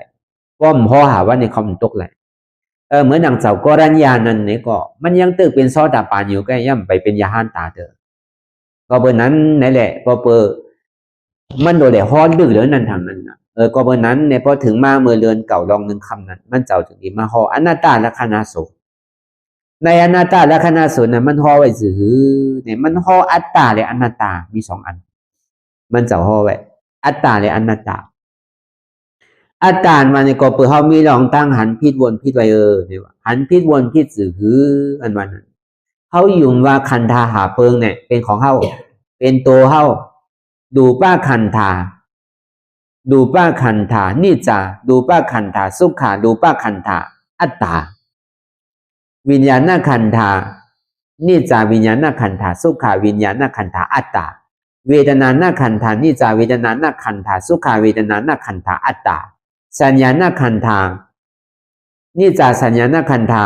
สุขาสัญญาณขันธาอัตตาสังขารขันธานิจจาสังขารขันธาสุขาสังขารขันธาอัตตาก็เพื่อเฮามีลองตั้งยุ่งว่ายุ่งนามขันธาของเฮาในมันคือมือวะมันเต็งวะเฮามีลองตั้งยุ่งสิไหนวะใจเต็มใจมุนอ่ะมันก็เฮามาตัวเฮาบางบอกว่าลืมไวๆอายุหาซาเข้า30 40 50 60 70มาเนี่ยก็ใจในลือว่าเด้เฮาก้มไปว่าเฮาเฒ่าเด้อเฮายังตึกว่าไปเฒ่าเด้อตึกเรียกอยู่ก็เป็นสินั้นไหนป้อโหหอกมาเนี่ยเฮาโดยยอมมือมันลำเอาหนูป้อมันพังดีโดตามันนั่นน่ะป้อนุงโคพังดีก็ป้อตัวอสังเฒ่านะรู้อันนี้เฮามีลองตั้งอยู่ว่าตัวเฮาเนี่ยเป็นของเฮาอยู่อ่ะก็ในสองมาในเฮาซ้ำอยู่ว่าใจเนี่ยเป็นของเฮาอยู่อ่ะอย่างก็มันมีดีใจเฮาก็รู้อย่างได้ว่ามันใจของเฮาใจของเฮาเนี่ยมันเป็นของเฮาเนี่ยว่าเปิ้นฮู้ไหลรู้มีเฮาก็น่าฮู้ใจไหลเฮาวนซื้อก็เปิ้นฮู้รู้เนี่ยอันนี้มันเป็นลองตั้งหันผิดไปว่าก็ในเวทนาเนี่ยอันเปียวอันม่วนเสื้อเนี่ยเฮาหาไหลอันตุขาวไปไหลรู้เนี่ยว่าอันนี้เฮามีลองตั้งอยู่สิไหนว่าสัญญาณว่านั่นอันที่เก่าหยามต้องหยามจำไว้เนี่ยมันเป็นอันนั้นไงมันเป็นสิไหนไงอันเป็นวานี่มันผิดไว้อันเก่าต้องเนี่ยมันใจเนี่ยอันนี้สัญญาว่านั้นสังขาราเนี่ยอันเฮาวนมันก็รีวนรู้มังปองเนี่ยมังปองมันหนังตะละเปรียวก็หมู่บนกว่าเดิงเก่าเดิงหลังเนี่ยวนกว่าในใจเนี่ยมันหนังตะละเนี่ยเปรียวก็หมู่มันก็สำจางมีนั่นมันสัมวาตั้งวนสังขาราเนี่ยเป็นของมันวะอันนี้มันมีลองตั้งหันพิษวนพิษไว้วะก็ในพระพุทธเจ้าว่าสังวามันเป็นของเฮาเตะมันหมั่นขึ้นไหนเตะสูวนตัวยินดีรู้เนี่ยว่าเมื่อเรียกว่าอาสากระหือเอาเมื่อหนังเจ้าก็รัญญาในพระเถาเอาน่ะอาสาก็ไหลอยู่กระหือเอานั่นไหลอยู่พระพุทธเจ้าเฮาไหล30เนี่ยมันเจ้าก็พวกใครไหลมอก50สินะ50ไป60อ่ะอยู่หลายเปิ้นเห็นไว้ดีปัญจวัคคีย์หาเจ้านั้นอันเปิ้นไก่เอาใส่โคโนหอกไว้นั้นอันเท่าเด้อเปิ้นนั้นเป็นเจ้าก็รัญญานั้นบ่50 60เอาด้วยรู้ในว่าหางผางเฮาเนี่ยเมื่อกูบอกมันหนุ่มมันเล่ามันห่างดีเมื่อเหลียวเหี่ยวหมดแล้วรู้เมื่อเหลียวโคโนหอกเอารู้จองมันเป็นของเฮาเตะวนด้วยดีๆแรงเพราะมันเป็นของเฮาเตะอย่าไปมันเฒ่ามันเป็นมันตายนะอันนั้นเฮาว่ารูปะคันธาอนิจจาวะตัวเฮาเนี่ยมันใจของเฮาว่ามันกึมว่ะมันเกิดลับมันเกินกว่าหาตั้งเถ่าอยู่กูวันว่ะก็ในเพราะว่ามันตัวเนี่ยมันเป็นสุขาในซึ่งเหียงมันดีมีเจ็บมีใหม่มีไข่มีหนาวเหียงดีมีห้องมีไห้เหียงติกะโทยาใส่ยาอย่างเพราะมันเป็นของเฮาเตมันโลกายามันยาวอ่ะอยู่ก็มันเปียวนุ่มโลกายามันเป็นยอกาสังเวยวิกายามันเพราะมันเป็นของเฮาเตะบ่ท้องว่าก็เปือว่ามั่นใจของเฮาไหนแหละจังนี้ว่าดูป้าคันธาทุกขาว่ะมั่นใจของเฮาว่ะมันเป็นทุกขาได้ว่าอันเท่าไหร่มาอยู่อันเท่าไหร่มาตัวมาใจเนี่ยมั่นใจเป็นสุขาเป็นทุกขาได้ว่ะรูป้าคันธาอนัตตาว่ะก็เปือว่าตัวเฮาเนี่ยมันจังบังคับมันไหลจังอูเปิงมันไหลมันเป็นอนัตตาอนัตตาเนี่ยมันจังอูเปิงไหลรู้เนี่ยว่ะดูป้าคันธาอนัตตาเนี่ยว่ะเพราะว่าพระพุทธเจ้าเขาพอถึงตอนในเกเตเจ้าก็รัญญานั่นน่ะมันปองแจงเลี้ยงใจลองตอนในว่ะดูป้าคันธาอนัตตาเนี่ยก็เปืออนิจจาเรทุกขาแต่มันก็หูเหี่ยวมันเกิดขึ้นเป็นมาสัมมาทิฏฐิสัมมาสังกัปปะนั่นเนี่ยวางว่าตัวเนี่ยมันใจของเฮามันเป็นอนัตตาดูป้าขันธาอนัตตาดูป้าขันธาอนัตตาพอมาถึงตอนในยาวเนี่ยก็เจ้าก็รัญญานั่นขืนกันเดียวกัน3 มรรคว่ะขืนดังแดด สัตกามิมากสัตกามิโผอนาคามิมากอนาคามิโผอาราธามากอาราธาโผต้องเป็นยาหันตาของเราก็ในเจ้าเจ้าว่าปานในสันต้องเป็นโซดาปาน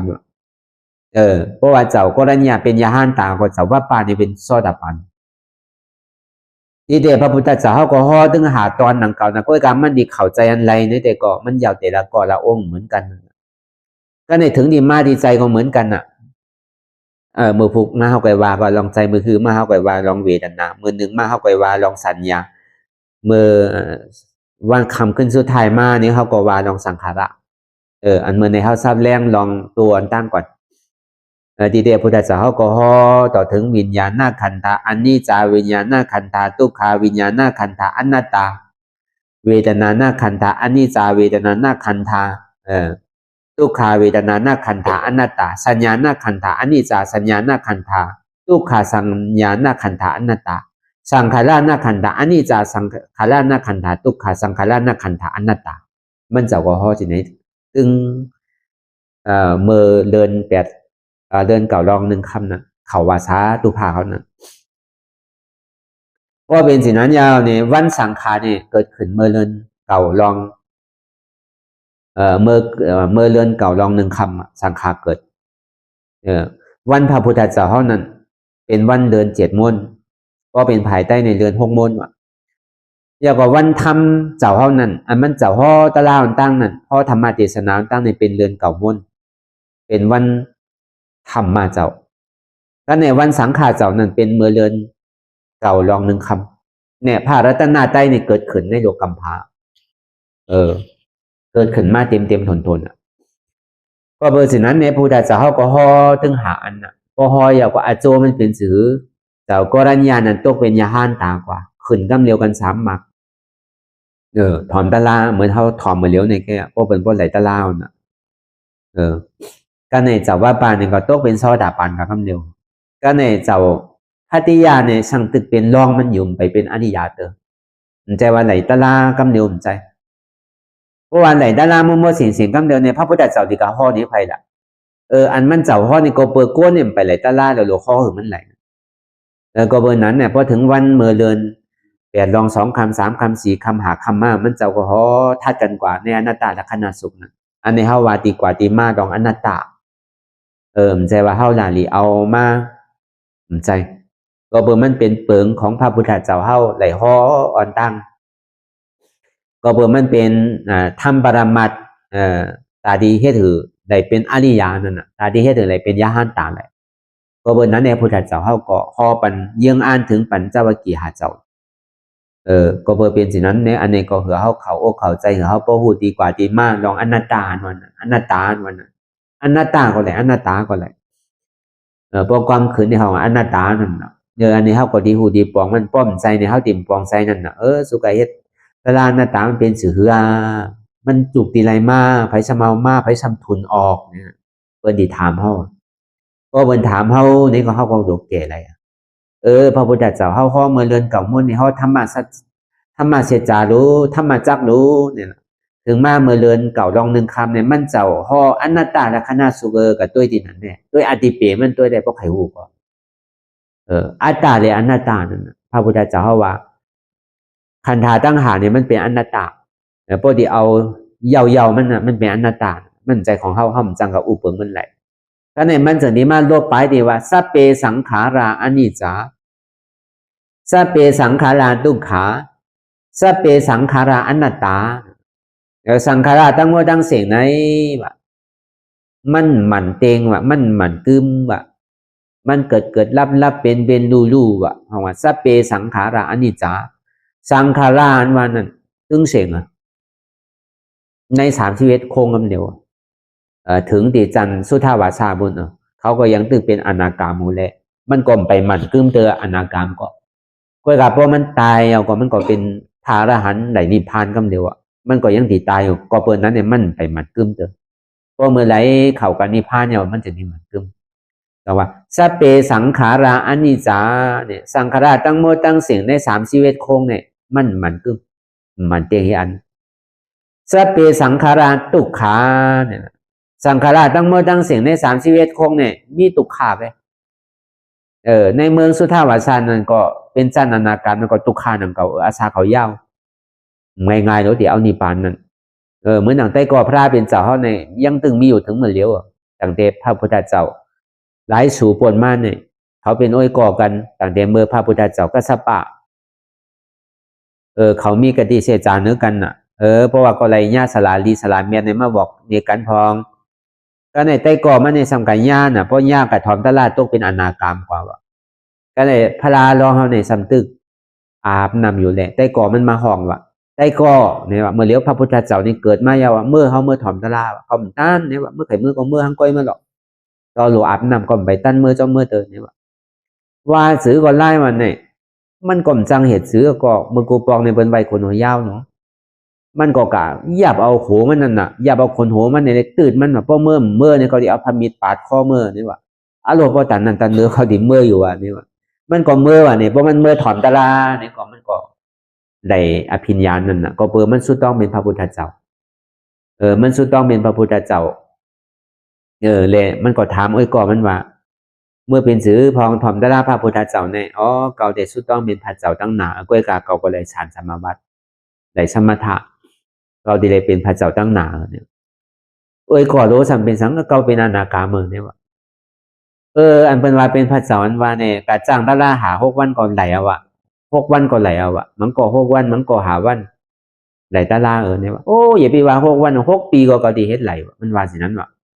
ก็เบอร์นั้นในพระเจ้าก็ต้องมาเฮาเนี่ยไหลมาจ้างตะลา6 ปีนั่นน่ะยอม2 เดือนก็เป็นวัจีนั่นน่ะวัจีกรรมนั่นน่ะมังเมียวก็มันดีลาดนั่นเก่าเนาะก็ในแต่ก่อนมันสัมว่าเพราะว่าเมื่อเป็นพระเจ้ามาเพราะเมื่อออกบวชมาในเกาหลีเอาผ่าสังกัดมาต้านเมื่อถึงเมื่อพระพุทธเจ้าเฮาเจ้าใจที่จะท่าออกบวชตอนนี้ก็ลูกเอาดีเมืองโพมาก็เอาผ่าสังกัดเนี่ยมากราบกันอันนั้นเป็นผ่าสังกัดใยโวเนี่ยมันกว่าดีมามันเป็นสื่อในเปิ้นห้องปัทมากัมพาเนี่ย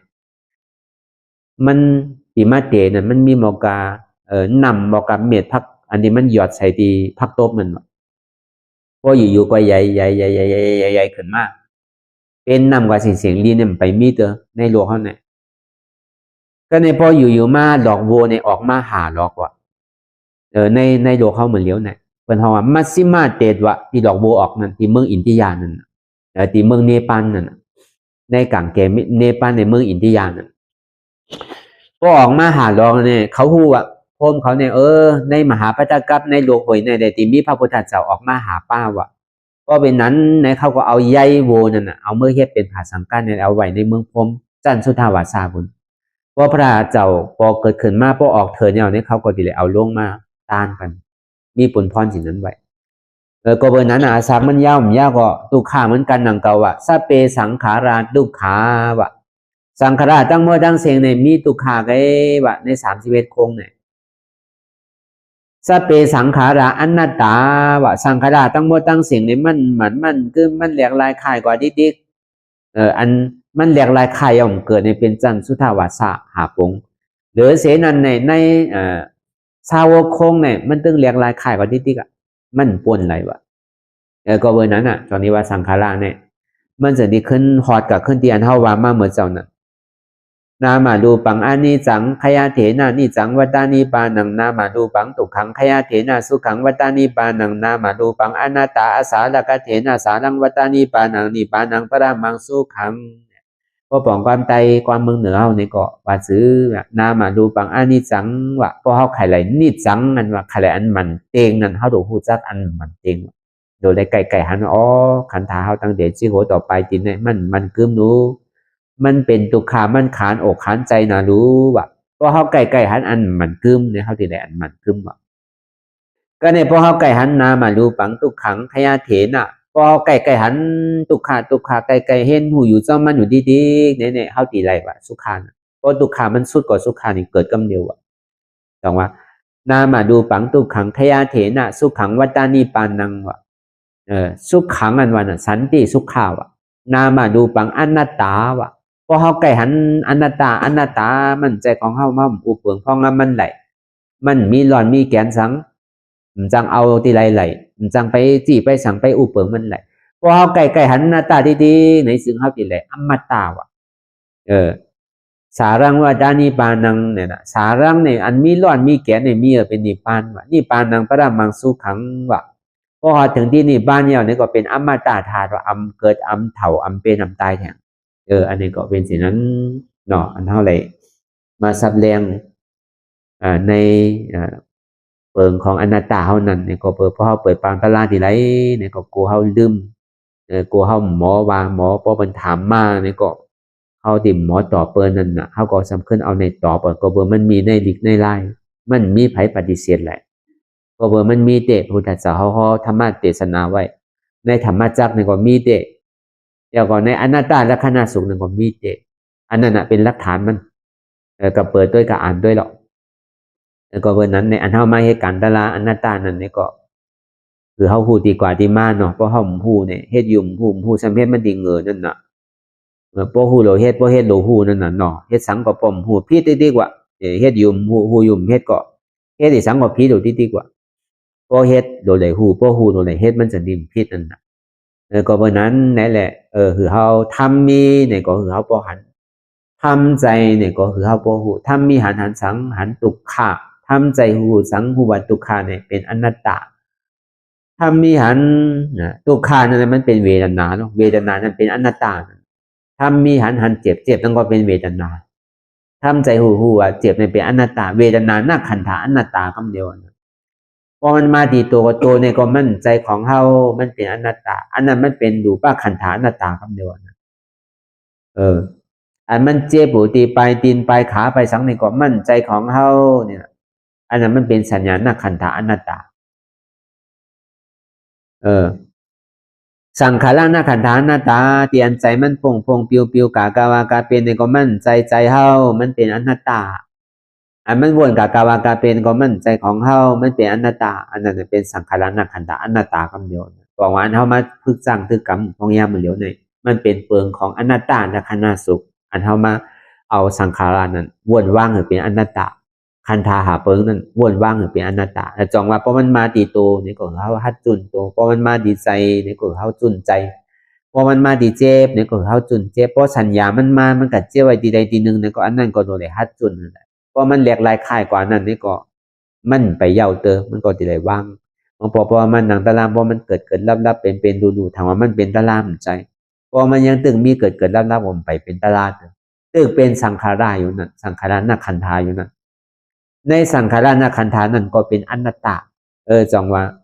ทำมีหันเจ็บแกนตรงตอดเนสารสันไว้คมไต่ไม้กัดอ่อนแข็งสู่ตุ้มจับใหญ่จึงหยอดเป็นลูกทำใจหัวอันเจ็บแกนตรงตอดเนสารสันไว้คมไต่ไม้กัดอ่อนแข็งสู่ตุ้มจับใหญ่จึงหยอดในเป็นอนัตตา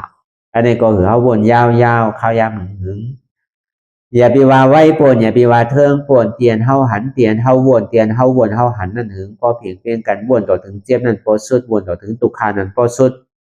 ถ้าต่อถึงอาจารย์นั้นพอโตพูดขาดกว่าอะไรที่มันพูดบอกเกิดถึงเป็นมานั่นนี่ก็เขาหมอวางเป็นอนัตตาไหน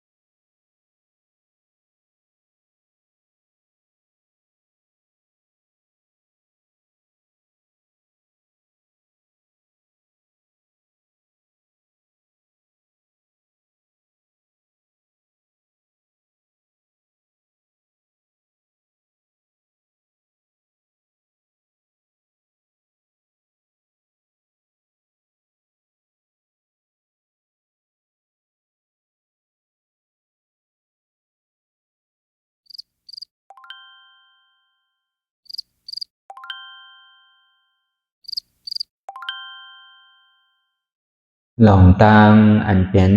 อยู่ทุกสื่อทุกอย่างอย่าคลองคำไปที่ใส่หูถอดถอนออกที่ใส่หูมันออกเสียงก่อนสภาวะไหนก็ดีลองตังอันไหนก็ดีอันเกิดขึ้นมาที่โตที่ใสที่เสียบฉะนั้นถอดถอนออกที่ใส่หูมันออกเสียงสภาวะอยู่ถัดสี่ภาการเสื้อนั้นแจบแกนโต้งตอดนิดสานสันไหวคอมไปไม่กระอ่อนแข็งสู้ตุ๋มซับยายซึมหยอดเกิดลับสภาวะอยู่ถัดสี่ภาการเสื้อนั้นตีหนามถัดไปหูจักตีอัตตาไปยึดไว้ว่ามีโตมีใจมีเจ็บฉะนั้นเฮาหมอวางเป็นอนัตตาไหลลองใส่อันโค้งผิวอยู่อันเฮาวนดึกวนเหลืออยู่เป็นเรื่องเป็นราวอยู่สนั่นสั่งเฮาถอดถอนออกที่ใส่หูมันออกเสียงก่อนยอมกึดยอมออกยอมลงอันเฮ็ดให้เฮายินดียินให้ส่วนนั้นอารมณ์เสื่อถึงใจถึงขอไว้มันยึดไว้มันเป็นทุกขานั้นปล่อยวางออกที่ใสหูมันออกเสียงก่อนลองเจอเป็นทุกขาเลยลองย้อนถึงใสหลายอย่างอันเกิดขึ้นมาตีโตตีใสตีเจ็บฉะนั้นปลดวางยาวเสียก่อนก่อยค่ายย่ายลายหนึ่งขึ้นพอยาวนี้ก็ก่อยเปิดตามึนตาลอยนี่เป็นการปฏิบัติธรรมค้นหายอดธรรมมันเกิดขึ้นดีโตดีใสดีเจ็บบอกอันค้นหาเหตุหักเงาจองทุกขาตรงนั้นต่อจากนี้ไปนี่ก็เฮาก็ที่ได้ส่งเมตตาถึงสรรพสัตว์ทั้งหลายก่อนสาธุสาธุสาธุ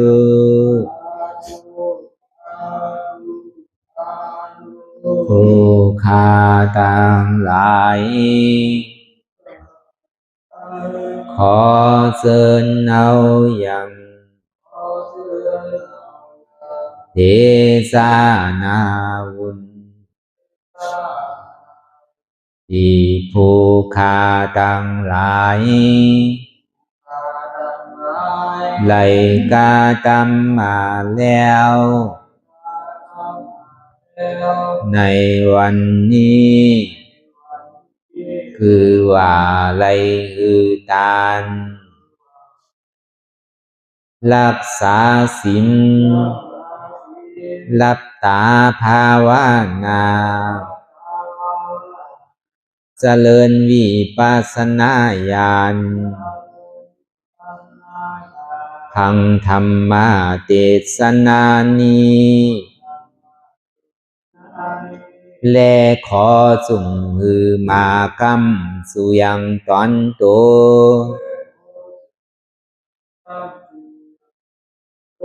แห่งผู้ฆ่าตั้งหลายมนคือไล่ลาบความสุขและความเจริญงอกงามและขอหือเจียวดอดเวียงแก้วยอดอมาตามหาเนรปานในอนาคตกาลาอันจักมาวันปลายนานั้นแก่ผู้ฆ่าทั้งหลายมนทุกตอนทุกอ่องทุกผู้ทุกคนและเตอแทงผ้ากันหนึ่ง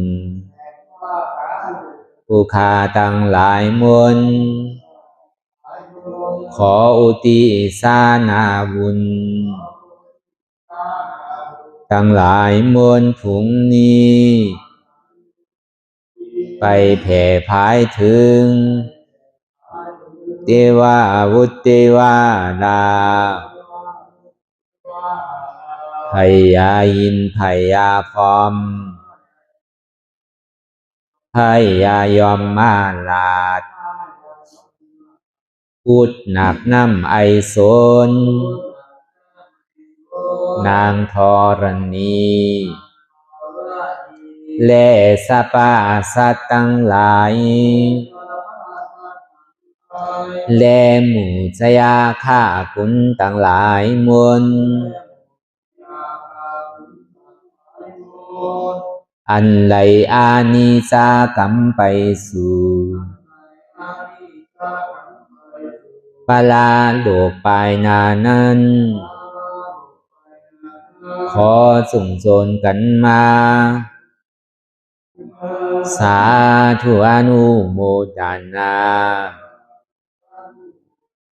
จอมจุนยินดีแล้วคือไรโจนกันป้อนจากทุกข์ถึงสุขทุกโตสัตว์เลเตอสาธุสาธุสาธุอิตังมิปุญญังอาสวะคายังนิพพานังวะหังโหนตุมาปุญญาภากังสเปสัตตานังสมาลาพันตุอิตังมิปุญญังอันเราขาไหลมาถือกรรมปฏิบัติวิปัสสนาภาวนาอาหันยอดธรรมอานัตตานิอาสวะคายังเป็นนันผาทรัพย์ตัดเปียดอาสวะสี่ภาการเสียแล้วเนี่ยนิพพานังติพานิพพานันผลตุคือไรถึงเสกรรมขามาปุญญังภากังขอนดีอันคาได้มานังวิปัสสนาภาวนาส่องยืนปันสัพเพสัตตานังแต่เอาป่อแม่พี่น้องญาติกาผู้ว่าอุปาสัยอาจารย์ครูสลาสั่งสอนมิตรเสี่ยวสหายและสรรพสัตว์ทั้งหลายมวลสมาลาพันตุคือไลลาบานีสองผ่อนบุญกับลอยผู้คาทั้งหลายมวลเสกรรมลอยเติมสาธุสาธุสาธุอิมังดานากัมมังนิปานาปัสสายโยนตุโนนิสังอิมังศีลากัมมังนิปานาปัสสายโยนตุโนนิสังอิมังภาวันนากัมมังนิปานาปัสสายโยนตุโนนิสังยังกินจีกุสาดังกัมมังกาตาปังกัมมังสาเปหิกาเตหิ คาตังปุญญังโนอานุโมดันตุสุนันตุพุนตุเยเจวะอัสสามิงทาเนอาทิกัตตาติขายุกาสัตตาหุนตุสัพพะสัตตานังสุขิยาตานังปานิหารันตุมาตาปิตาสุขิตาหุนตุทุกขาปามุสันตุสัพเพยาติกาสุขิตาหุนตุทุกขาปะสันตุสัพเพอายาติกาสุขิตาหุนตุทุกขาปะมุนสันตุสัพเพปิสาสัพเพยัคฆาสัพเพเปตาสุขิตาหุนตุทุกขาปะมุนสันตุสัพเพนัคขตาสุขิตาหุนตุทุกขาปะมุนสันตุสัพเพเทวาสุขิตาหุนตุทุกขาปะมุนสันตุสัพเพอาจาริยุอุปัชฌายาสุขิตาหุนตุทุกขาปะมุนสันตุสัพพะสัมปาทินังสามิสันตุวันตามิพุทธังสัพพังเมโตสังฆามาทาเมพันเตวันตามิธัมมังสัพพะเมโตสังฆามาทาเมพันเตวันตามิสังฆังสัพพังเมโตสังฆามาทาเมพันเตวันตามิอุปัสสะอาจาริเยสัพพังเมโตสังฆามาทาเมพันเตวันตามิกัมมาฐานังสัพพังเมโตสังฆามาทาเมพันเตวันตามิอาลาเมพัทธาสีมายังสัพพังเมโตสังฆามาทาเมพันเตวันตามิเจติยังสัพพังสัพพะทาเนสุปฏิทิตาสาริลาธาตุมหาโพธิงพุทธาลูปังสักกาลังสัตตานากาโลเกเทวาโลเกพรหมาโลเกสุมพุติเปลังกาติเปสาริลาธาตุโยเอสาธาตุโยอาลาหันตาธาตุโยเสติยังกันธากุติสตุราเสติสาเสธัมมาคันเทสะเปสังปาตาเสติยังอังวันตามิสัพพะโสสาธุสาธุสาธุ